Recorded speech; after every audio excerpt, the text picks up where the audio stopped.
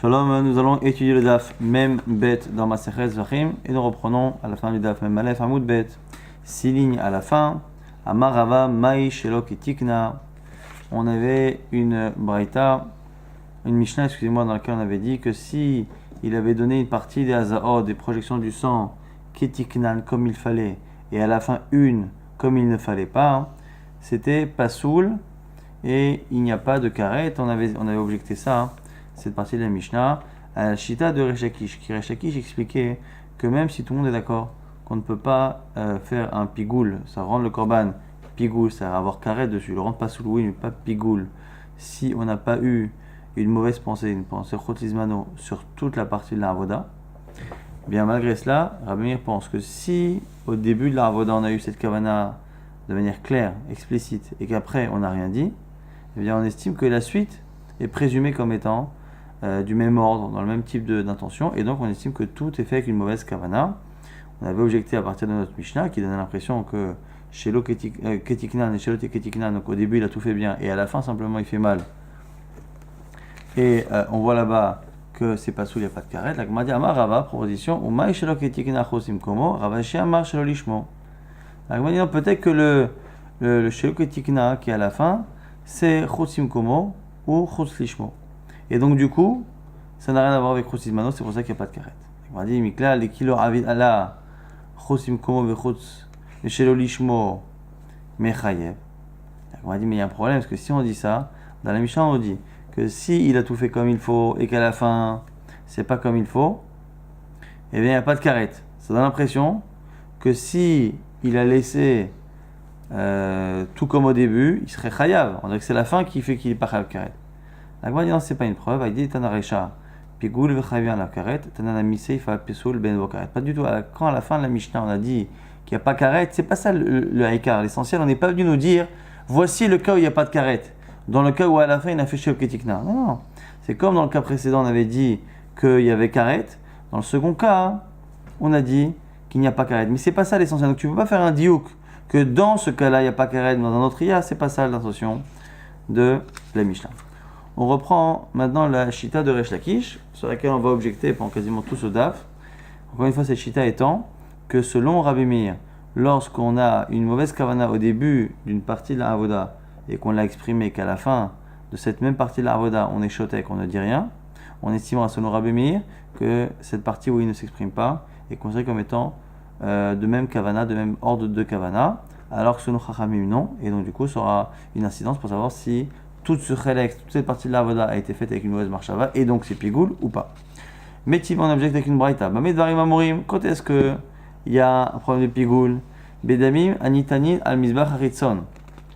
Lorsque le sang est projeté sur le misbach haritzon extérieur, aval damim anitanin al misbach hapenimi.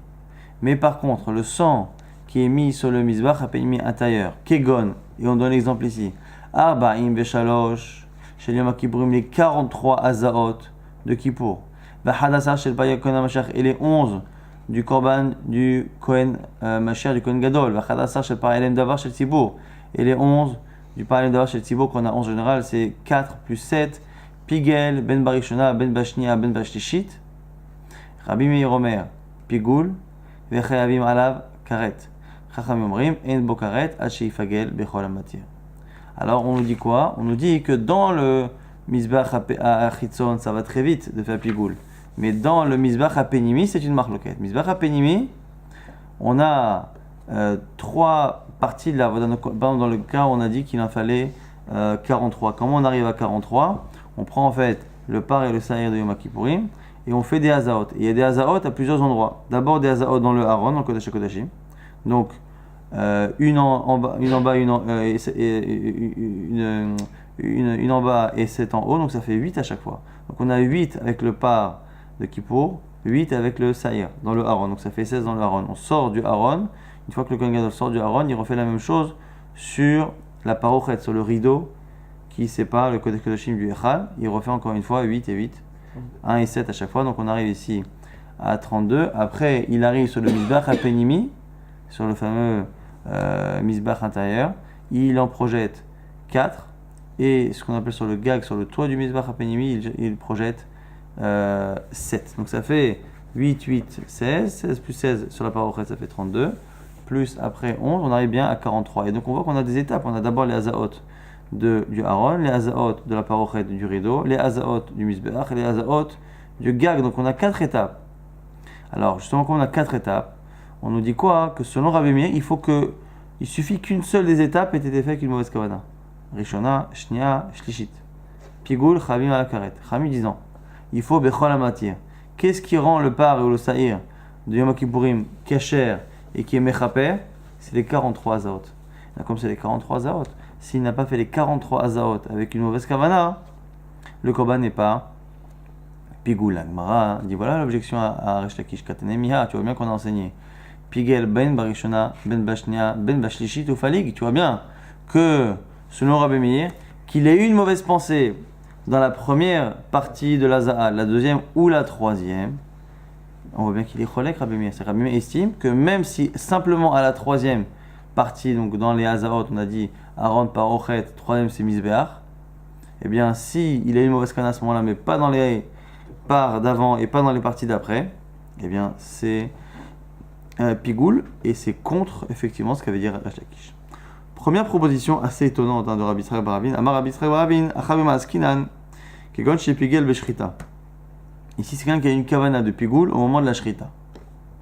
Dechan matiru, et donc du coup, c'est un seul matière. Alors, il faut quand même se rendre compte que déjà dans les mots, c'est un peu compliqué parce que la Braïta semble parler d'Azaot, et que l'Azaot, il y a la première, la deuxième, la troisième. On ne sait pas d'où Rabbi Yisraël bar Rabin a sorti cette histoire de shrita, en sachant que même les explications qui vont venir par la suite, très souvent la Gemara, et ici on le revoit dans cette Sugia encore plus, la Sugia, quand on propose une explication, commence d'abord par essayer d'analyser au niveau halachique si ça a du sens, et une fois que ça a du sens au niveau halachique, on se pose la question si ça a du sens dans les mots. Et donc, très souvent, on préfère repousser, si halachiquement c'est repoussé, la question ne se pose même pas. On verra que parfois, halachiquement, c'est accepté, mais que la Gemara dit, bon, mais attends, c'est quand même difficile à rentrer ça dans les mots. Et la Gemara dit, bon, ok, inachenemi, soit kashia, c'est-à-dire que c'est difficile, mais c'est pas non plus réfuté. Soit tiufta, c'est complètement une objection parce qu'on estime que c'est contraire complètement à une braïta. Là, ici, pour l'instant, la Gemara ne regarde pas tellement ce problème-là, que dans les mots, on a l'air de parler de Hazaot, et Rabbi Yisraël bar Rabin nous dit qu'en fait, l'essentiel, que l'essentiel ici n'est pas marqué, et que ce serait la shrita le problème. En plus, la Gemara pose un autre problème à l'achik. Si tu dis que dans la shrita, il y a eu une mauvaise kavana, et c'est ça qui fait que c'est problématique. On a parlé de Hazaa numéro 1, numéro 2, mais en fait, Chachami pense quoi? Pourquoi Chachami serait en désaccord? Autant quand on dit qu'ils ont discuté sur des chalakim de la avoda. Un, il dit qu'un seul chalak en entier c'est suffisant pour être mefagel, l'autre il dit non, il faut les 4. Je veux bien. Mais si tu dis que depuis le départ, il y a eu un pigou sur toute la shrita, c'est fini, il n'y a pas de marloquette, même Rabbanan devrait être d'accord. La Gemara propose à Marava, Man Chachami Rabbi Eliezer. C'est que Chachami c'est Rabbi Eliezer. Et Rabbi Eliezer a une chita particulière. Ditnan, Akomet, Valevana, Vaketoret, ou Minchat Kohanim, ou Minchat Kohen Mashiach, ou Minchat Nechassim, Nesachim. J'ai écrit Mechad Me'en, Kazaïd Bachutz Chayav. Celui qui a fait Komet de farine, ou Levana l'encens, ou Ktoret, Minchat Kohanim, une de ces parties-là, il a fait ça. Un kazaïd bachutz, il est chayav. Rabbi Eliezer n'est pas d'accord. Poter hachakriv et kulan. Il dit qu'il n'y a pas de chiyuv, sauf quand il a été makriv la totalité.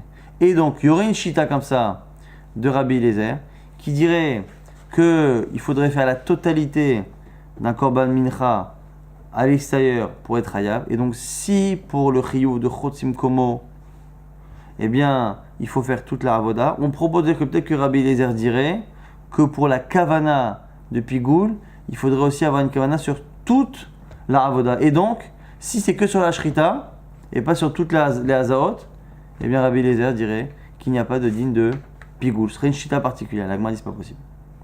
Mais Rava, pourtant Rava lui-même, c'est intéressant que c'est Rava qui a ce tirous-là, mais mon objecte avec Rava.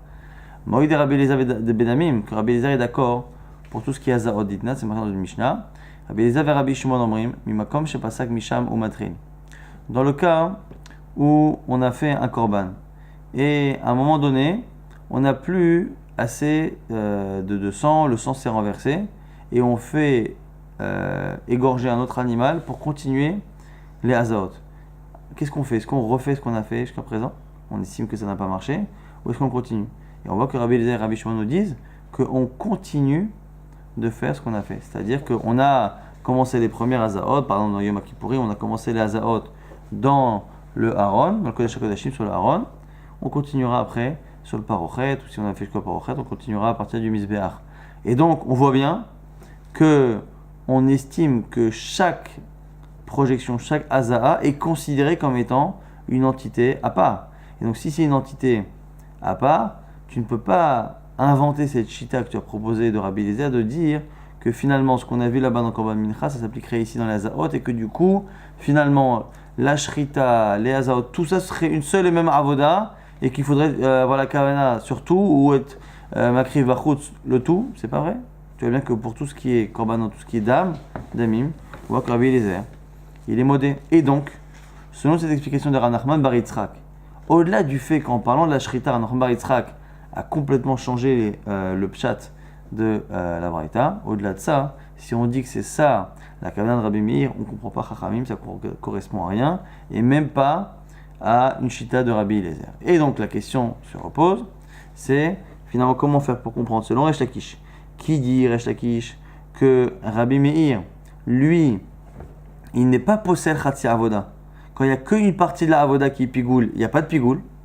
Et le seul cas où il serait d'accord, c'est dans le cas où c'est le début, parce que le début nous fait considérer comme étant toute la Avoda avec une mauvaise kavana. Comment comprendre cette braïta qui nous dit que Ben Barishona, Ben Bashnia, Ben Bashlishit, il y a un pigoul. Et là, Marava, que quand chez Pigel Barishona, Veshatak, Bishnia, Vechazaro Pigel, Bishlishit. Rava propose de dire que c'est un cas où le bonhomme il a eu la kavana au début, mauvaise kavana. Après, pour la deuxième partie de la Avoda, la parochet, il n'a rien dit. Et après, pour la troisième, il a repris. Ce qu'il a aussi, comme la Gemara le proposera plus tard, ce qui est, quoi qu'il arrive, a priori pas adapté aux termes. Les termes, c'est marqué Ben Barishona, Ben Bashnia, Ben Bashlishit, que ce soit la première, que ce soit la seconde, ou que ce soit la troisième. Alors que la Rava nous explique que c'est un cas très particulier. Première, mauvaise kavana, deuxième, pas de kavana, et troisième, mauvaise kavana. Maoud et Teima, qu'est-ce que tu aurais pu penser? Sakadata, Khaldat, Rishona, ou Miader, Pigoulé, Bashlishit, la Malik, Kamash Malan. Et pourquoi on a choisi en plus ce cas-là de 1 et 3? On aurait pu dire classique. C'est quoi classique selon Resh Lakish? C'est première avoda, il a eu une mauvaise kavana, et après il s'est tué jusqu'au bout. Après on a enseigné ce cas-là, la Gemara nous dit Kamash Malan, que même dans le cas où il a eu une mauvaise kavana dans la partie numéro 1, qu'il a eu une mauvaise kavana dans la partie numéro 3, il a exprimé à chaque fois. Tu aurais pu penser que quand il exprime au début et qu'il exprime après, peut-être que quand au début il exprime rien, c'est-à-dire qu'il ne pense rien. Et que tu peux pas dire que c'est comme c'était avant. Pourquoi est-ce que tu vois bien que quand il veut s'exprimer, il le fait? Kamash Malan que non. Que même dans ce cas-là, selon Rabbi Meir, s'il est mis au skavan au début, on estimera que tout silence est coupable, entre guillemets. Mat Kifla, Ravashi, objection de Ravashi. Midé Shatak Katane. Donc ici, Ravashi objecte au niveau des termes. Il dit, ça rentre pas tellement dans les mots. En plus, il n'y a pas marqué que le type se tait à un moment donné. On parle à chaque fois, il a une kavana, Ben Barishona, Ben Bashnia, Ben Bashiji. Donc à la limite, il y a deux sens plus logiques que celui de Rava. Soit le sens comme on a lu nous au départ, c'est-à-dire Ben Barishona, c'est-à-dire qu'il a une kavana soit dans la première partie, soit dans la deuxième, soit dans la troisième, ou sinon Ben, c'est à la fois et à la fois. Et donc, il aurait une mauvaise kavana pendant la première partie de la Voda, pendant la deuxième et pendant la troisième. Et là, Marav Shachavem Askinan, qui va chez Pigel Barishona, ou Bashnia, ou Bashlishit. Alors, on va dire Maoud et Teima, quel est le chidouche ici? Pourquoi avoir enseigné ce cas-là? Parce qu'encore une fois, il explique la braïta selon Resh Lakish. Resh Lakish, il dit quoi? Que dès qu'il y a une mauvaise kavana au début, tout silence est considéré comme étant une continuité de cette mauvaise kavana. Alors, du coup, pourquoi la braïta est partie chercher un cas où il a eu une mauvaise kavana dans les 3 premières parties sur les 4? Il fallait enseigner la première. Il a eu une mauvaise kavana pour la première. Après, il s'est tué pour 2, 3, 4. C'est fini. Pourquoi dire 1, 2, 3, il a eu une mauvaise kavana? La Gemara nous dit là aussi, on aurait pu penser que comme il s'est exprimé une première fois, il s'est exprimé une deuxième fois, il s'est exprimé une troisième fois, on aurait pu penser que quand la 4e fois il ne s'exprime pas, c'est une preuve qu'il ne pense plus la mauvaise kavana, parce qu'on voit bien que quand il veut l'exprimer, il sait le faire. Kamash Malan, que même dans ce cas-là, on dirait comme Resh Lakish. Maoud et Teima, qu'est-ce que tu aurais pu penser, Salkadatar? Tu aurais pu penser qu'on a en salle d'At, Rishona, on s'est mis à Pigoulé, Bechol Chada, Vechada Lamali, que si le type, en se taisant, il a la kavana du départ. Pourquoi il répète à chaque fois? Kamash malade. Et ça, c'est la seconde provision. La Gemara dit, mais là aussi, un problème. Vea ben katane. La Gemara dit, mais malgré tout, dans les mots ben katane, ça donne quand même l'impression que c'est quelqu'un qui a eu soit dans la shnia, soit dans la deuxième, et soit dans la troisième, mais pas dans les trois. Donc la Gemara dit caché, effectivement, c'est une kusha. Mais on n'a pas non plus de réelle objection à Resh Lakish. On reprend toujours cette histoire de Resh Lakish, Amarma, Rabbi Meir Omer, Pigoul v'Chavim alav karet. Dans la Mishnah, on a dit que Ben Marishona, Ben Mashna, Ben Mashishit, c'est Pigoul et il y a karet. La Gemara dit Mirgde karet, lo mechayev ad sheikrevu kol matirav. La Gemara dit j'ai un problème. C'est qu'on a un principe, c'est que pour être chayev karet, il faut que toute la avoda soit faite. Celui qui a une mauvaise kavana, de shrita par exemple, et qui ne termine pas le korban, le korban n'est pas pigoul. Il va falloir continuer. Il va falloir faire la zrika. Si le sang n'est pas projeté, donc même s'il a une mauvaise kavana au moment de la shrita, et ou moment de la Kabbalah où il reçoit le sang, donc il est dans des parties de la avoda qui sont largement aptes à créer un statut de pigoul. Mais s'il ne projette pas le sang, il n'y aura jamais en réalité un korban terminé pour qu'il puisse devenir pigoul. La Gemara dit mais il y a un problème ici. C'est quoi? C'est qu'à partir du moment où il a eu une mauvaise kavana au début, le sang devient impropre à la haza. Et donc, par définition, on ne peut pas terminer la krava. On a dit que une kavana de pigoul, elle est suspendue au fait de terminer la haza. Et pour terminer la haza, il faut qu'on ait du sang. Or, un sang qui n'est plus apte n'est plus du sang. La Gemara va dire c'est comme de l'eau. Et donc, du coup, par définition, comment ça va arriver cette situation? Puisqu'on n'est pas chayav karet à shikri ou kol matirav jusqu'à ce que tout le sang soit apporté d'amarma, car on dit k'artzat kacher k'artzat pasoul. La même manière que ça fonctionne pour un korban kacher, ça fonctionne pour un korban pasoul. Ma artzat kacher shikri ou kol matirav artzat pasoul shikri ou kol matirav.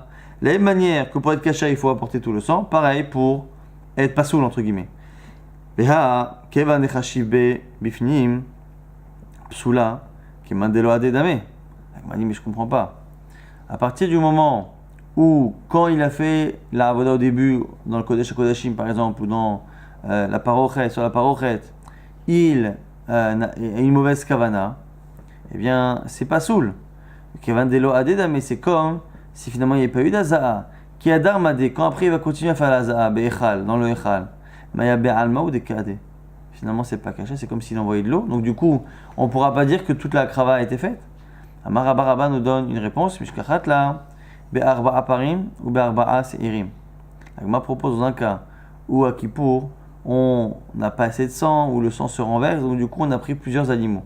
Et en fait, pour chaque avoda, chaque partie de la avoda de Hazaa, on a dit dans Kodesh Kodashim, après sur la parochet, après sur le misbeach, après sur le gag, pour ces quatre parties, à chaque fois, on prend un animal différent. Ce qui fait que l'erreur que j'ai faite sur le premier sang n'a d'incidence que sur le sang de cet animal et pas sur le sang du deuxième animal qui servira pour la suite des hazaot. Autre réponse possible, Amarava Ravama, Felotema par Echad et Saïr Echad, les pigoulo meratse. Elle m'a dit non, même si tu dis que c'est un seul et même animal et que effectivement le sang il a un problème à partir du moment où il n'y a pas eu l'haza faite comme il faut dans le Kodesh HaKodashim, le sang est tout de même accepté suffisamment pour créer un pigoul. Donc il n'est pas caché en soi, mais c'est suffisant pour être meratsé, pour être accepté, pour être faire un pigoul. Au passage, on avait dit dans la Braïta que pour Yom Kippour, on avait 43 Hazarot, rappelez-vous, 1 et 7 à chaque fois pour Par et le Saïr dans le Kodesh Kodashim, sur la Parochet, 8 et 8, 16, 16 après sur la Parochet.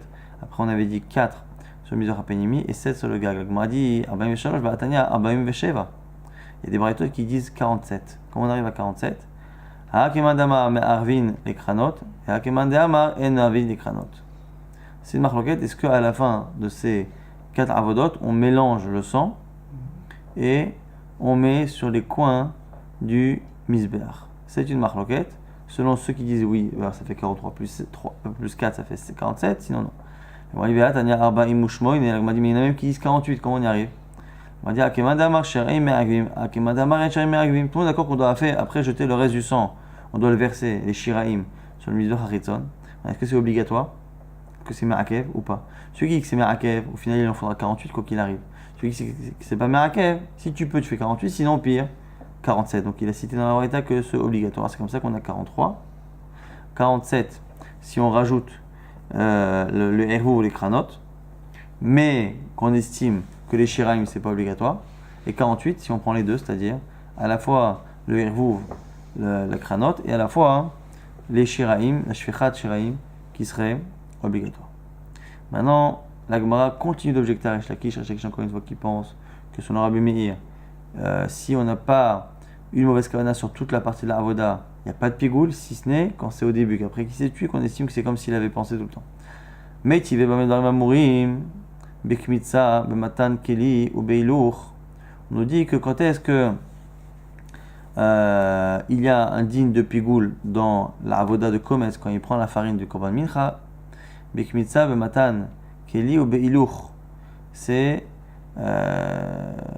lorsqu'il prend avec sa main, lorsque il met après la farine dans le kli-sharet et quand il transporte la kmitza.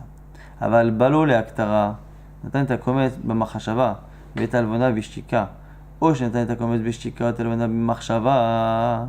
Dans le cas où il est au moment de la aktara, au moment où il brûle, et qu'il donne met la farine avec une marshava mais pas l'alvona, ou l'inverse, Rabbi Meir Omer, pigoul b'chaim al karet, c'est pigoul. Chachamim omrim, en bo karet shefagel b'chol matir. Il n'y a pas de pigoul tant qu'il n'y a pas une moskana surtout. Katanemia komes bishtika, vetalvona b'marshava palig. Et on voit bien ici qu'il y a les deux cas. Quand il a commencé à avoir une mauvaise kavana et après il n'a rien dit, ou dans le cas où il a commencé par ne rien dire et après il a une mauvaise kavana. Comment expliquer dans le cas où il a été silencieux et qu'après simplement il a eu une mauvaise kavana, donc il a commencé par la shtika dans le komet, dans la farine, et qu'après quand il a mis la levona à brûler, c'est là qu'il a eu une marshava, et Rabbi Meir il possède. Et là tu peux pas dire que c'est la première kavana qui influe sur la deuxième, parce que la première il a rien dit. Donc tu voulais dire que Chatsi Avoda, ça a l'air d'être Mefagel selon Rabbi Meir. La Gemara dit Eima Gva Natan et Alvona be marshava. La Gemara dit non, en fait quand on a dit que il a mis le kometz beshtika et l'alvona b'marshava, c'est qu'il a, en fait, faut inverser l'ordre, dire qu'il a mis la kometz beshtika alors qu'il avait déjà mis la levona avec la marshava. La Gemara dit attends, chada dainuresha.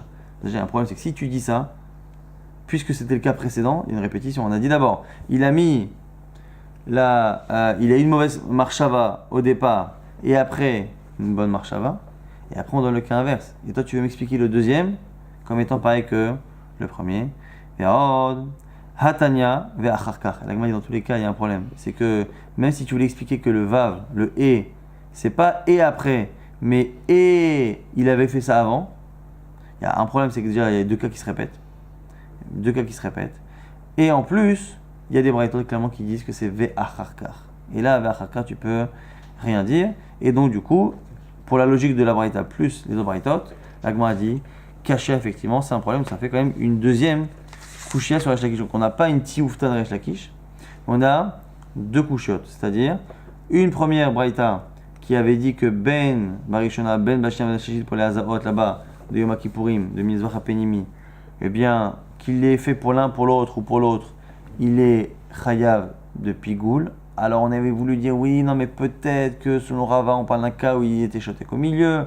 On a dit non mais ça rentre pas tellement dans les mots. Ravashi avait dit peut-être que c'est dans les trois, mais quoi qu'il aille ça rentrait pas dans les mots. Donc il y a aussi une kushia, parce que le pshat là-bas donne l'impression que c'est contre Resh Lakish. Et là on a une deuxième braïta qui a l'air de dire vraiment clairement que finalement qu'il ait fait une mauvaise kavana au début ou à la fin dans la kometz et dans la levona.